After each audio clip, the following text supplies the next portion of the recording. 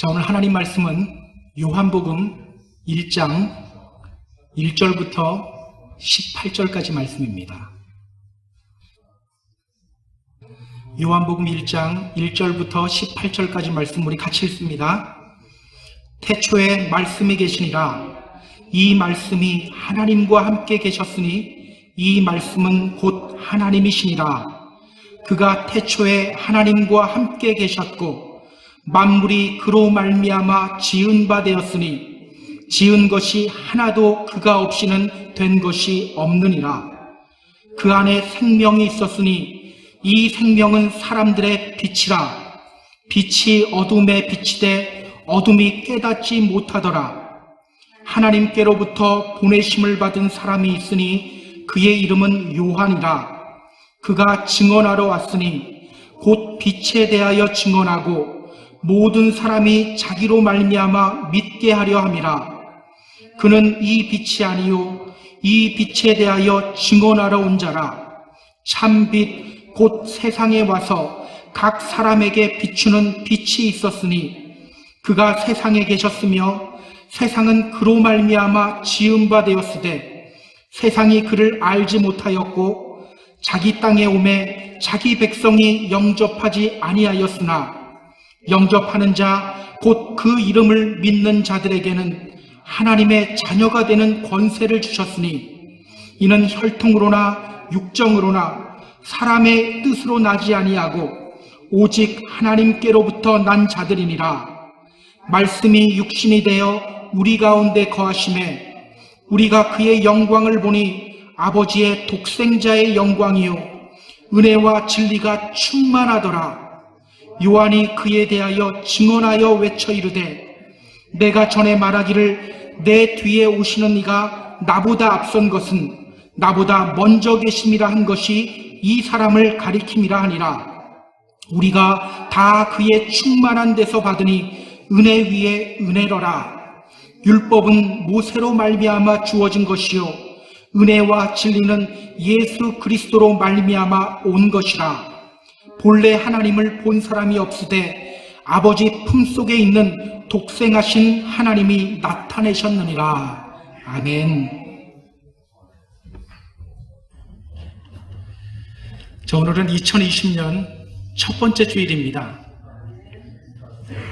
올 한 해 여러분 어떤 계획 세우셨어요?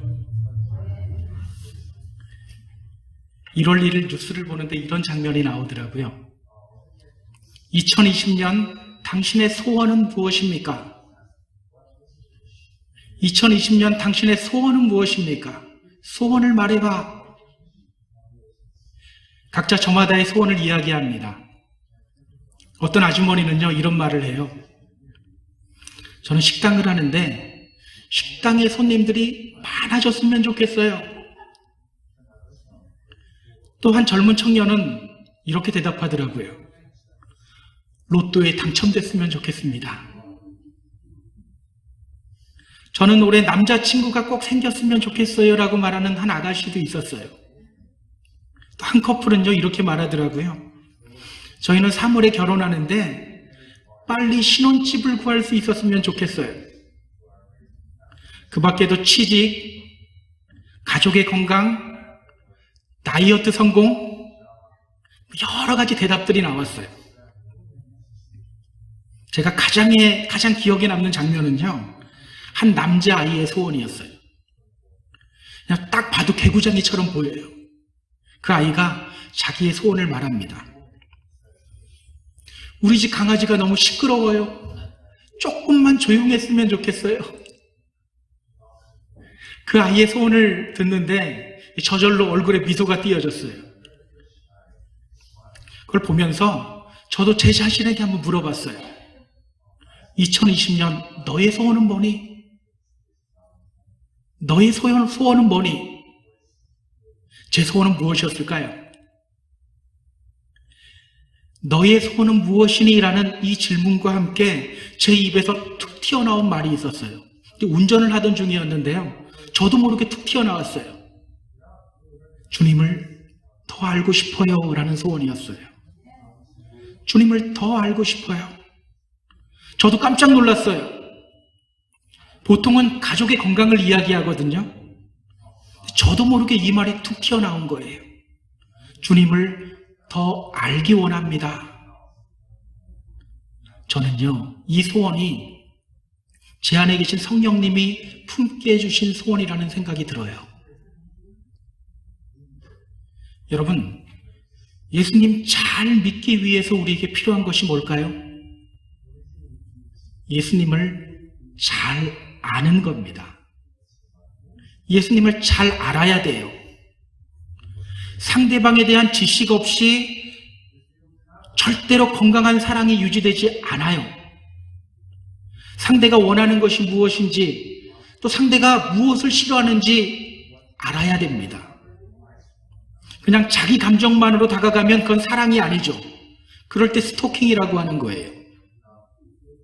마찬가지입니다. 건강한 믿음 생활을 하기 위해서는 우리는 예수님이 어떤 분인지를 잘 알아야 돼요. 그래야 이 믿음의 길 끝까지 걸어갈 수가 있어요. 그래서 호세아서 6장 3절을 보면 이렇게 말합니다. 그러므로 우리가 여호와를 알자. 힘써 여호와를 알자. 그러므로 우리가 여호와를 알자. 힘써 여호와를 알자. 또 호세아 6장 6절을 보면요, 하나님이 당신의 백성들을 향해서 이렇게 말씀하셔요. 나는 인애를 원하고 제사를 원하지 아니하며 번제보다 하나님을 아는 것을 원하노라. 번제보다 하나님을 아는 것을 원하노라. 오늘 이 사도 요한의 메시지를 통해서 주님에 대해서 더욱더 잘 알게 되는 시간이 되었으면 좋겠어요. 자, 그럼 오늘 본문으로 들어갈게요. 먼저 오늘 본문에 대한 좀 간략한 소개가 필요할 것 같아요. 여러분, 어떤 논문이나 책을 읽을 때 가장 먼저 보는 부분이 어디입니까? 제목이라고는 말씀하지 마세요. 제목 말고, 제목 다음에. 저 같은 경우는요, 목차와 서론 부분을 가장 먼저 읽어요. 반드시 읽습니다. 그래야 그 저자가 그 책을 통해 이야기하려고 하는 것이 뭔지가 어느 정도 보이기 시작해요. 우리가 읽은 요한복음 1장 1절부터 18절까지의 말씀이 바로 요한복음의 서론 부분이에요. 여러분, 사도 요한이 요한복음 쓴 목적이 뭘까요? 왜 사도 요한은 요한복음을 썼을까요? 저 뒤쪽에 보면 요한복음 20장 31절에 요한은 그 이유를 직접 언급을 합니다. 예, 맞아요. 이렇게 이야기하고 있어요. 오직 이것을 기록함은 너희로 예수께서 하나님의 아들 그리스도이심을 믿게 하려 함이요, 또 너희로 믿고 그 이름을 힘입어 생명을 얻게 하려 함이라. 너희로 예수께서 하나님의 아들 그리스도이심을 믿게 하려 하며 또 너희로 믿고 그 이름을 힘입어 생명을 얻게 하려 함이라. 요한복음 쓴 목적이 뭐라고요? 우리로 하여금 예수 잘 믿게 하기 위해서, 또 생명 있는 삶을 살아가게 하기 위해서. 그래서 오늘 요한은요, 이 서론 부분에서 예수님이 어떤 분인지에 대해서 우리에게 이야기하고 있어요. 예수님은 어떤 분인가? 예수님은 어떤 분인가? 자, 그럼 본격적으로 본문으로 들어가 볼게요. 자, 1절, 2절, 3절. 우리 다 같이 읽어볼게요. 자, 1절, 2절, 3절 같이 읽습니다. 태초에 말씀이 계시니라. 이 말씀이 하나님과 함께 계셨으니 이 말씀은 곧 하나님이시니라. 그가 태초에 하나님과 함께 계셨고 만물이 그로 말미암아 지은 바 되었으니 지은 것이 하나도 그가 없이는 된 것이 없느니라. 오늘 요한은 예수님이 어떤 분이라고 소개하죠? 이 세상을 창조하신 분이라고 소개해요. 이 세상을 창조하신 분. 예수님이 어떤 분인지 소개하기 위해서 그는 가장 먼저 이렇게 말하고 있어요. 태초에 말씀이 계시니라. 태초에 말씀이 계시니라. 태초에 말씀이 있었다. 이것이 의미하는 것이 뭘까요? 태초에 말씀이 있었다. 우리는요, 여기서 이 말씀이 의미하는 것이 무엇인지를 알아야 돼요. 말씀, 이 부분을 헬라어 성경으로 보면 로고스라는 단어가 사용돼요. 로고스. 사실은 이 단어가 해석하기 굉장히 애매한 단어예요. 이 단어는 당시 철학 용어입니다. 당시 철학자들은요, 하늘에 떠 있는 달과 또 해와 별들을 바라보면서 이런 의문을 품었어요. 어떻게 이 세상의 모든 것들이 이렇게 조화를 이룰까? 어떻게 이렇게 한치의 오차 없이 태양이 뜨고 또 달이 지고 별이 뜨고 지고 할까? 어떻게 봄이 오면 또 생명체가 살아나게 될까? 그리고 이 질문에 대한 답이 바로 로고스였어요. 로고스. 이 우주를 만들고 질서를 유지하게 하는 어떤 힘이 있는데 그것이 바로 로고스라고 했어요. 그러니까 요한은요, 그들의 그 로고스 개념을 이용해서 예수님이 어떤 분인지를 소개하고 있어요. 사실은요, 사도 바울도 이런 방식으로 예수님 소개했던 적이 있어요. 2차 전도 여행 중에 그는 당시 철학의 중심지인 아테네로 갑니다. 그리고 거기에서 우상을 섬기는 제단들이 굉장히 많은 것을 보게 됐어요. 그 중에는 이런 글귀가 있는 제단도 있었어요. 알지 못하는 신에게, 알지 못하는 신에게. 그것을 보면서 바울이 아테네 사람들에게 이렇게 외치기 시작해요. 그 부분이 사도행전 17장 23절에 있는데요. 제가 좀 읽어볼게요. 내가 두루 다니며 너희를 위하는 것들을 보다가 알지 못하는 신에게라고 새긴 단도 보았으니 그런즉 너희가 알지 못하고 위하는 그것을 내가 너희에게 알게 하리라. 너희가 말하는 그 알지 못하는 신, 그것이 누구인지를 내가 너희에게 알게 해주겠다. 그리고 곧바로 그는 예수 그리스도에 대해서 전하기 시작해요. 오늘 요한도요, 그것과 똑같은 방법으로 그들의 철학 용어인 로고스 개념을 이용해서 예수님이 어떤 분인지를 알려주고 있는 거예요. 자, 그렇다면 여러분, 태초에 말씀이 계시니라, 이 말씀이 하나님과 함께 계셨으니 이 말씀 곧 하나님이시라. 이 말은 무슨 뜻일까요? 로고스가 뭐라고 했습니까? 이 세상을 창조하고 유지하게 하는 어떤 힘이라고 했죠. 지금 요한은요, 이렇게 말하고 있는 거예요. 너희들이 말하는 그 로고스가 예수님이다. 이 세상을 창조하시고 유지하시는 분이 바로 예수님이다. 바로 이 말하고 있는 거예요. 그래서 요한은요, 그의 복음서를 시작하면서 가장 먼저 이렇게 쓴 거예요. 태초에 말씀이 계시니라. 하나님의 천지 창조 장면을 지금 기억하는 거죠. 창세기 1장 1절 말씀, 하나님이 태초에 천지를 창조하시니라. 바로 이 말씀을 인용해서 태초에 말씀이 계시니라 라고 선포하고 있는 거예요. 저는요, 이 장면을 묵상할 때마다 굉장히 큰 감동이 와요. 여러분, 요한이 이 요한복음 쓸 때 나이가 어느 정도 됐을까요?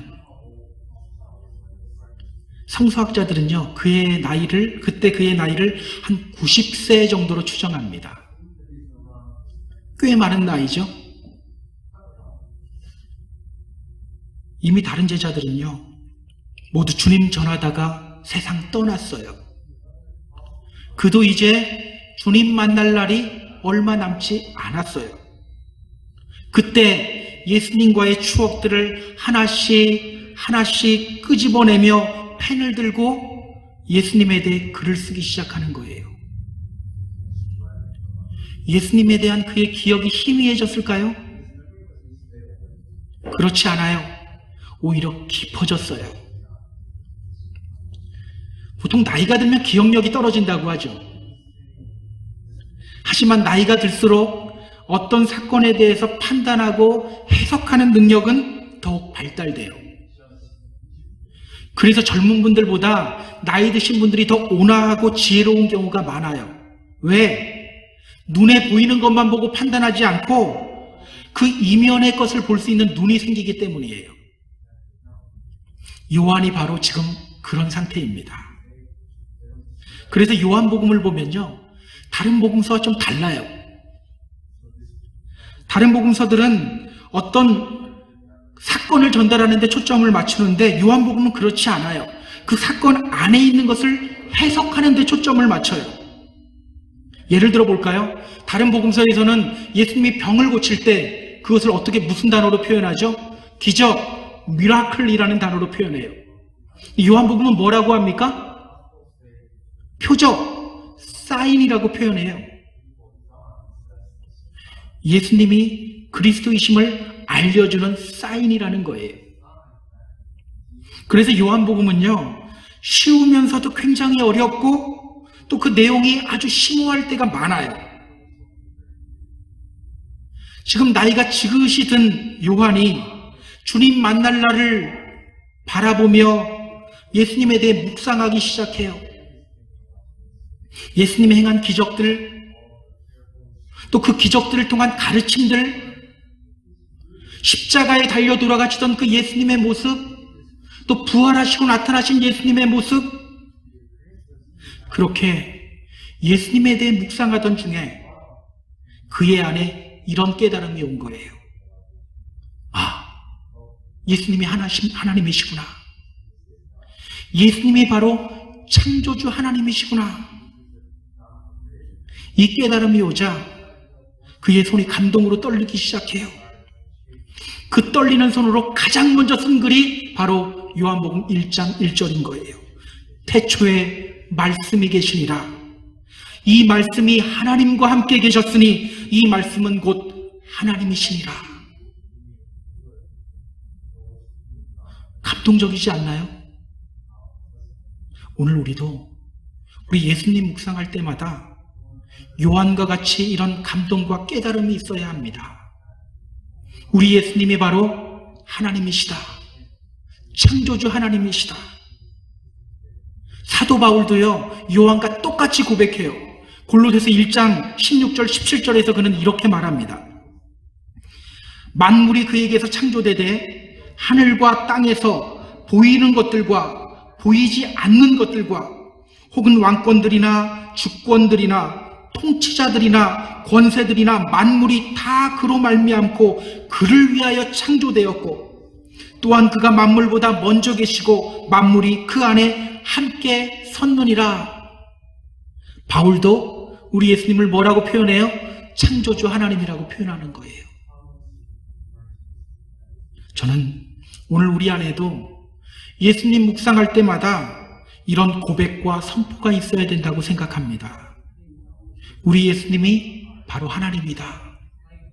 세상 사람들은 그냥 예수님을 향해 4대 성인 중 하나다 이렇게 말하지만 아니다. 우리 예수님이 바로 우리 믿음의 대상인 하나님이다.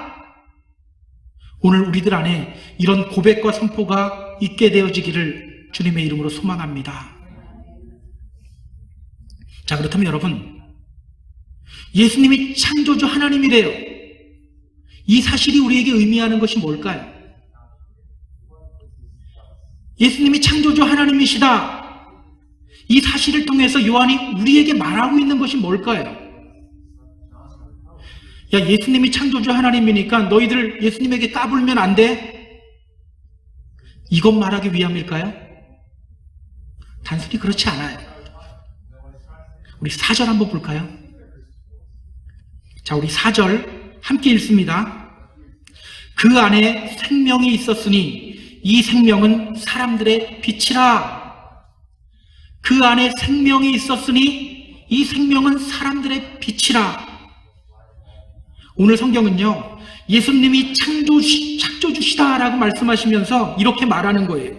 그 안에 생명이 있었으니 이 생명은 사람들의 빛이다. 이 말씀이 좀 애매하죠. 무슨 뜻인지 잘 모르겠죠. 그 안에 생명이 있었으니 이 생명은 사람들의 빛이라. 이 부분을 잘 이해하려면요, 우리는 좀 창세기의 천지창조 장면으로 다시 좀 갈 필요가 있어요. 창세기 1장 1절은 이렇게 말하죠. 태초에 하나님이 천지를 창조하시니라. 그리고 창세기 1장 2절에서 이어서 이렇게 말합니다. 땅이 혼돈하고 공허하며 흑암이 깊음 위에 있고 하나님의 영은 수면 위에 운행하시니라. 하나님이 천지를 창조하시기 전의 상황이 어땠다는 거예요? 땅이 혼돈하고 공허하며 흑암이 깊음 위에 있고 혼돈과 공허와 흑암의 세상이에요.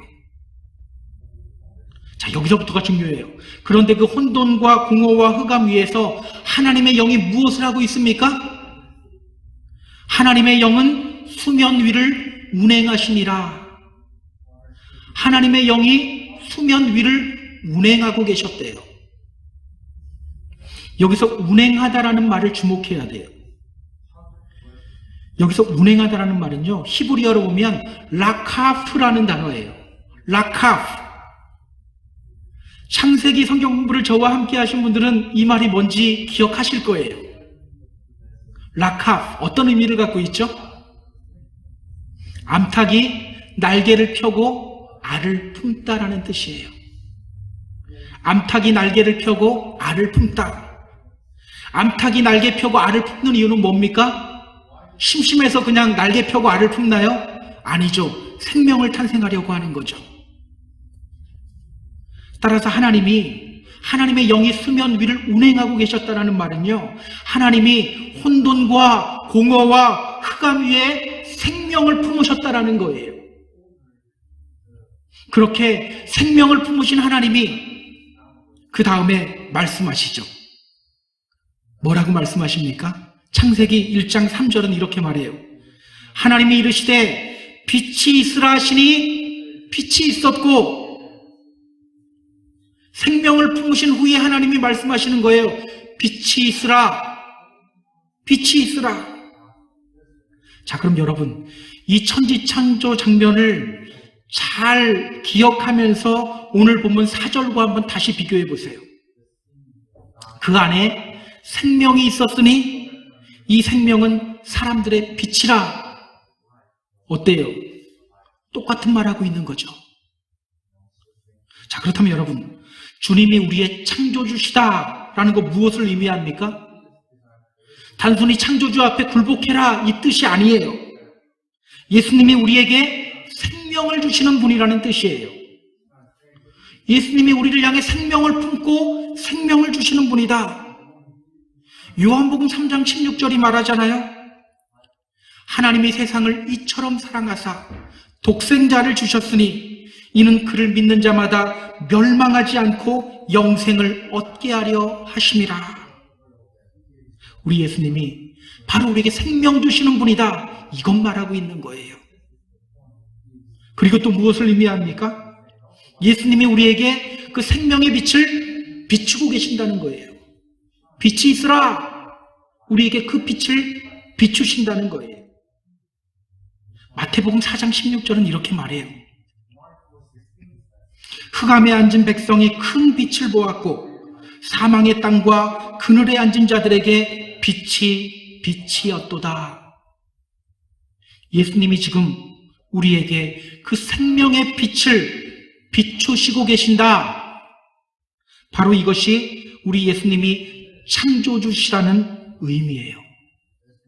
우리에게 참 생명을 주시는 주님, 또 우리에게 생명의 빛을 비추시는 주님. 그렇다면 여러분, 이제 우리가 던져야 될 질문이 있어요. 오늘 나에게 예수님은 어떤 분인가? 나는 예수 믿고 참 생명을 얻은 존재가 되었는가? 이전 것은 죽고 새 생명이 나에게서부터 살아났는가? 아니면 이전 것이 죽어가고 있는가? 혹시 여전히 나의 옛 모습이 살아서 펄떡펄떡 뛰고 있지는 않은가?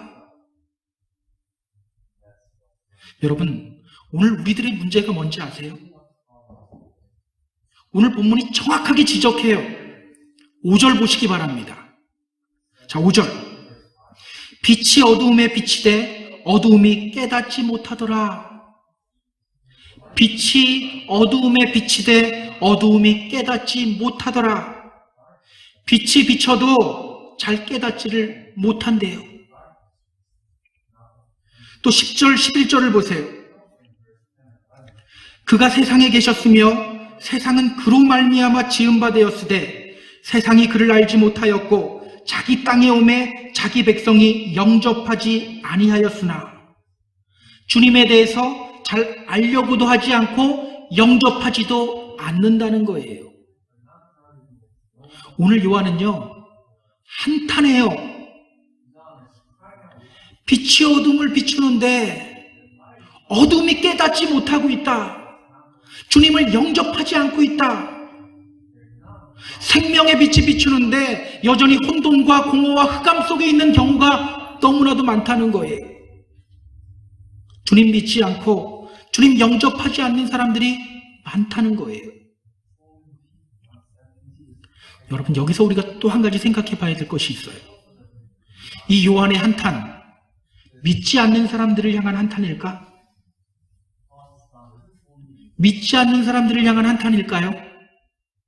그렇지 않아요. 요한계시록 3장 1절에서 요한은 이렇게 말해요. 내가 너의 행위를 아노니 너가 살았다 하는 이름을 가졌으나 죽은 자로다. 너가 살았다 하는 이름을 가졌으나 죽은 자로다.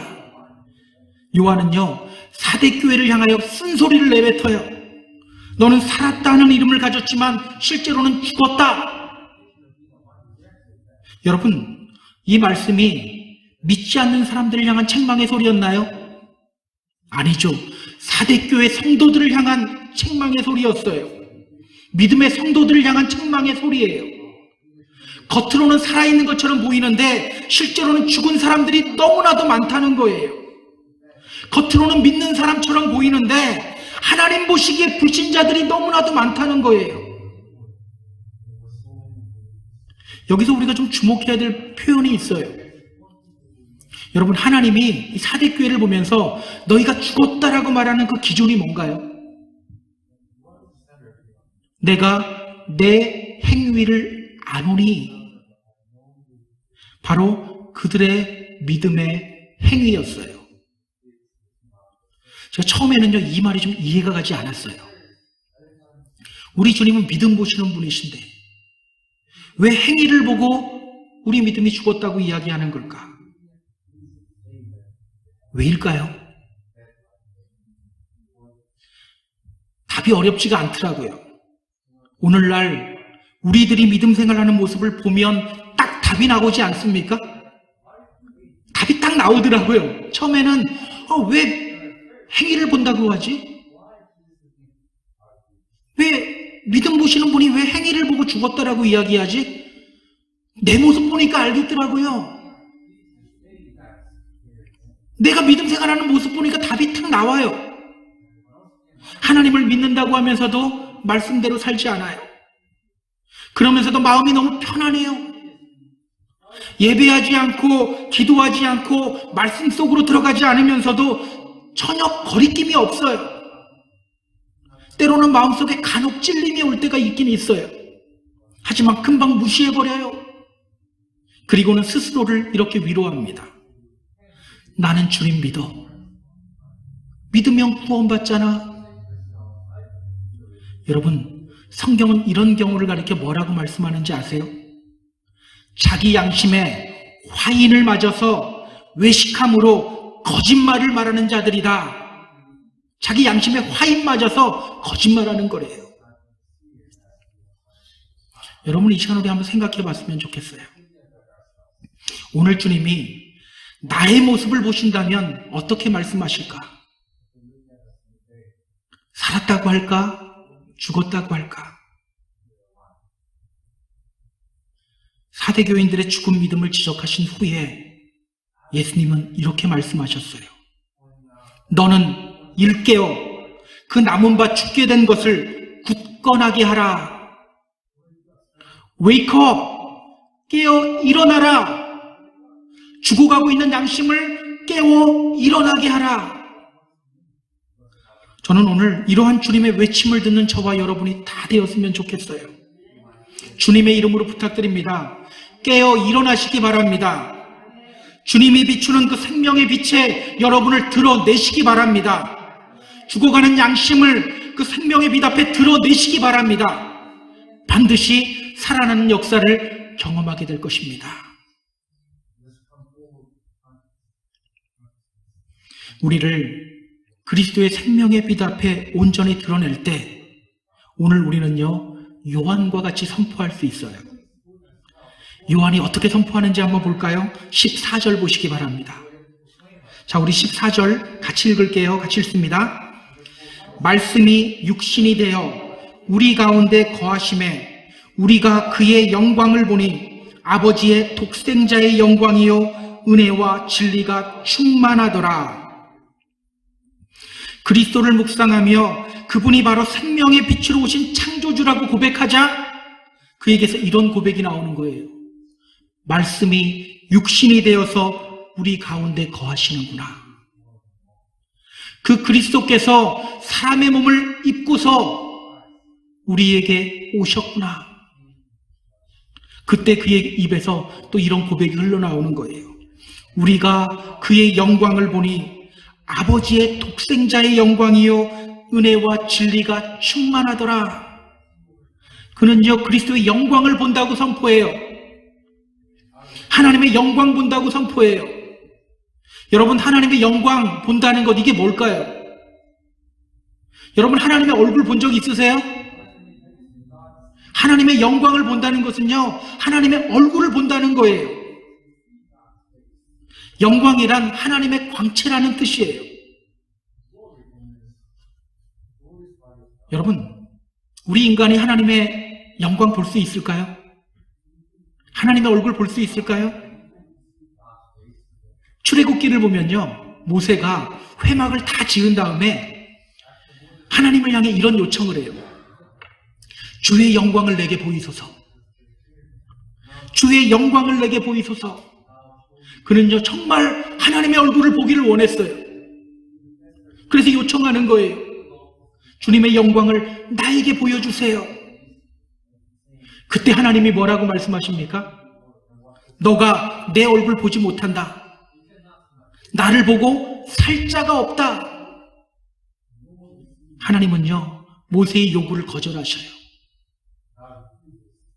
왜 거절하셨을까요?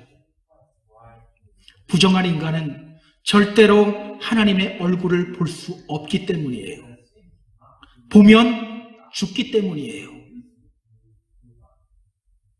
그런데 오늘 요한은 뭐라고 합니까? 우리가 그의 영광을 보니, 하나님의 영광을 본대요. 18절에서는 어떻게 말하는지 한번 보세요. 본래 하나님을 본 사람이 없으되 아버지 품속에 있는 독생하신 하나님이 나타내셨느니라. 모세도 보지 못한 그 하나님의 얼굴을, 그 하나님의 영광을 자기는 본다는 거예요. 어떻게 그는 이렇게 선포할 수 있었을까요? 어떻게 하나님의 영광을 감히 본다고 이야기하고 있는 걸까? 그 생명의 빛 앞에 자신을 드러냈을 때 자신을 깨끗하게 하시는 하나님을 경험했기 때문이에요. 그 생명의 빛 앞에 자신을 드러냈을 때 자신을 깨끗하게 하시는 하나님을 경험했기 때문에, 하나님 어떻게 나같이 이런 죄인을 용서해 주십니까? 어떻게 나같이 이런 죄인을 받아주시고 깨끗하게 하시고 구원해 주십니까? 이렇게 자신을 깨끗하게 하시는 그 은혜의 주님, 진리의 주님을 경험했기 때문에 그는 하나님의 영광을 본다고 말하고 있는 거예요. 그가 그렇게 하나님의 영광을 보게 되자 그의 입으로부터 또 이런 고백이 나와요. 우리 16절 볼까요? 자, 우리 16절 우리 다 같이 읽습니다. 우리가 다 그의 충만한 데서 받으니 은혜 위에 은혜로라. 우리가 다 그의 충만한 데서 받으니 은혜 위에 은혜로라. 오늘 또 그는 선포해요. 은혜 위에 은혜다. 여러분, 은혜 위에 은혜가 뭘까요? 은혜 위에 은혜. NIV 성경을 보니까 이 은혜 위에 은혜를요 이렇게 번역했어요. One blessing after another. 우리말로 직역하면 줄줄이 계속해서 부어지는 복이라는 뜻이에요. 킹제임스 버전 성경은요 이 부분을 이렇게 번역했어요. Grace for grace. 은혜를 위한 은혜다라는 뜻이에요. 헬라어 성경은요 이 부분을 이렇게 표현해요. 카리스 안티 카리스. 카리스라는 말은요 은혜라는 뜻이고요. 안티라는 말은 in place of something, 무엇을 대신한다라는 뜻이에요. 따라서 은혜 위에 은혜라는 말은요 은혜를 대신하는 은혜래요. 은혜를 대신하는 은혜.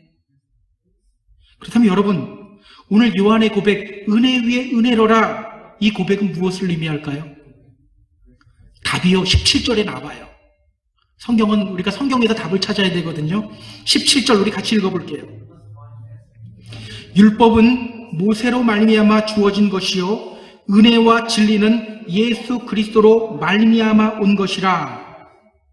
여러분, 하나님이 모세에게 율법 주었어요. 율법은 은혜입니까? 은혜가 아닙니까? 그것도 은혜죠. 그런데 율법은 우리를 어떻게 만들어요? 죄인으로 만들어요. 율법 앞에 온전할 수 있는 사람이 아무도 없기 때문이에요. 그래서 그 율법이라는 은혜를 대신해서 준 은혜가 무엇입니까?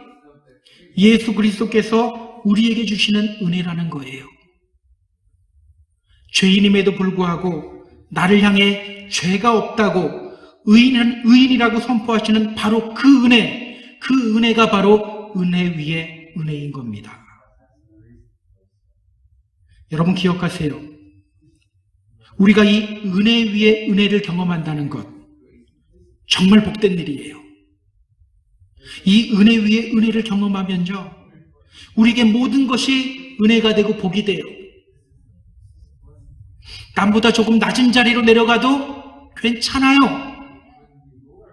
남들에게 오해받아도 그것이 나에게 기쁨이 되고 은혜가 돼요. 남들보다 잘 살지 못해도 배운 것이 없어도 기쁨이 돼요. 여러분, 예수 믿고 나면 은혜로운 일만, 기쁜 일만 생기나요? 아니죠. 우리가 하나님 앞에 은혜 받고 나면 오히려 갈등이 오고 장애물이 와요. 시험이 와요. 은혜 받았음에도 불구하고 그 은혜에 역행하는 것들이 우리를 계속 찾아와요. 그러나 은혜 위에 은혜를 경험한 사람은 어떻습니까? 그 순간에도 기쁨 누려요. 왜? 나를 살리는 은혜보다 더 큰 은혜가 없기 때문이에요. 여러분, 제가 예를 들어서 물에 빠져서 죽게 생겼어요. 물에서 막 허우적거리고 있는데 누가 저를 딱 살려줬어요. 사는 게 기쁘잖아요. 내 신발 어디 갔지? 물에 빠졌나 봐. 이러고 있을 사람 있습니까? 생명 얻은 게 기쁜 거잖아요. 그렇죠? 바로 이 기쁨이 우리에게 넘친다는 거예요. 신발 잊어버린 거 아무것도 아니라는 거예요. 그 은혜 체험했으면 기쁠 수밖에 없는 거예요. 행복할 수밖에 없는 거예요.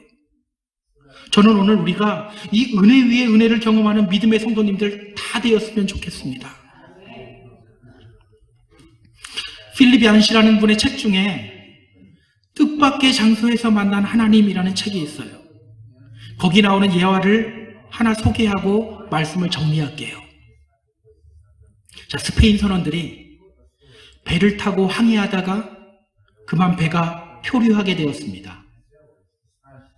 시간이 흐르면서 그들이 가지고 있는 물이 다 떨어졌어요.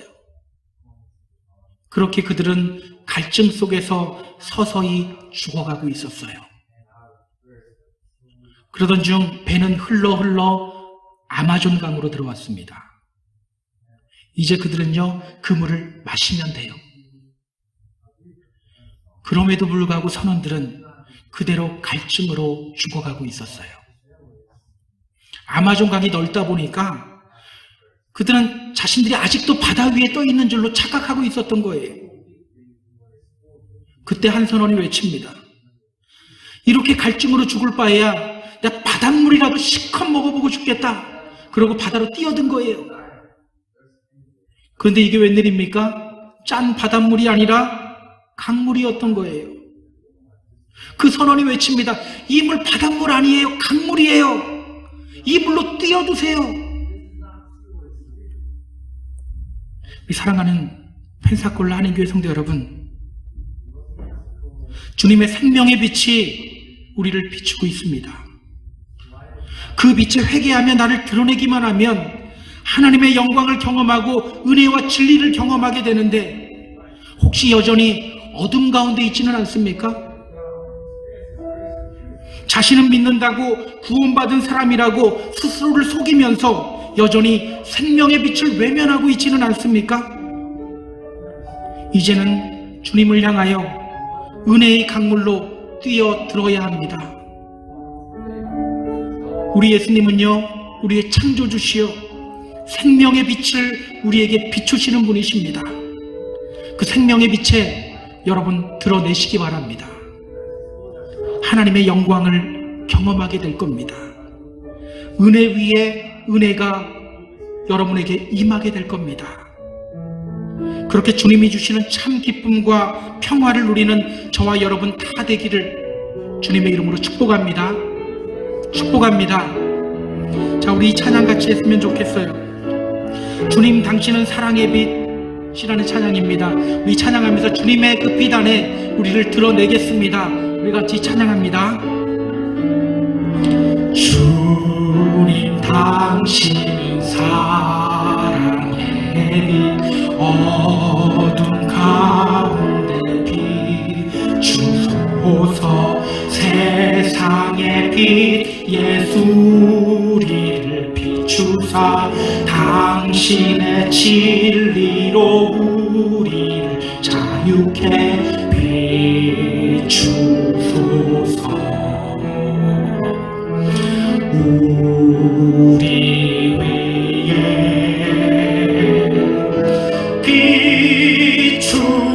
비추소서. 주님의 영광 온 땅 위에 부으소서. 내게 성령의 불을 넘치소서. 은혜와 긍휼을 열방 중에 전하소서. 빛 되신 주의, 우리 한 번만 더 찬양해 볼까요? 주님 당신은 사랑의 빛, 어둠 가운데 비추소서. 세상의 빛 예수 우리를 비추사 당신의 진리로 우리를 자유케 비추소서.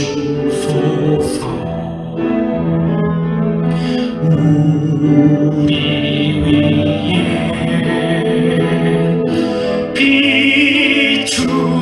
비추소서. 주님의 영광 온 땅 위에 부으소서. 내게 성령의 불을 넘치소서. 은혜와 긍휼을 열방 중에 전하소서. 빛 되신 주의 말씀. 자, 지금 우리 함께 기도하며 나아갈게요. 기도할 때 하나님, 이제는 그 주님의 생명의 빛에 우리가 숨지 않고 우리 드러내길 원합니다. 그렇게 하나님의 영광을 보길 원합니다. 은혜 위에 은혜를 경험하게 되길 원합니다. 이 시간 우리 고백하면서 결단하며 함께 기도하며 나아갑니다. 기도합니다.